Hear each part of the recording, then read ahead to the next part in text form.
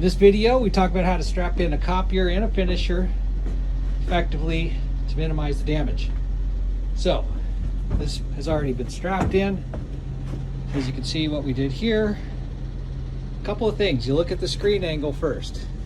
This one, the screen's facing forward, however we do have a gap, but we did subsidize that with a foam pad because a foam pad provides protection, but it also creates a gap. When you have something hitting something or coming on impact, that's where there's damage. Creating a gap, if that screen can't touch anything, it avoids any damage. So you can see there's nothing touching here. Note, we didn't remove the finisher brackets. You would frequently want to remove them, but on a smaller load like this, going straight to a dealer, we left the finisher brackets on. Note the finisher brackets are not pushed up against the wall. If you do find a situation where you have to push them up against the wall, please remove the finisher brackets. If it's unpractical to remove the finisher brackets, place a pad inside the gap. Don't place them on the prong.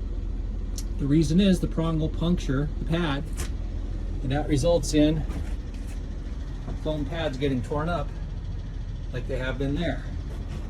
So, by turning this and having it point out, the finisher brackets will not bend. If you do find a finisher bracket is bent, prior to delivery, please carry some pliers and simply just bend the finisher bracket out, not in front of the dealer, so it can be delivered straight.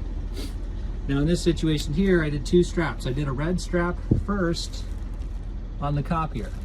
Note how I've got the blanket coming around the strap, so the strap's not rubbing directly on the copier.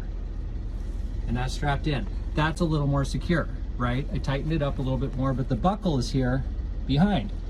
The second I put was the finisher. Note how the finisher, there's two blankets of support there, and then another pad.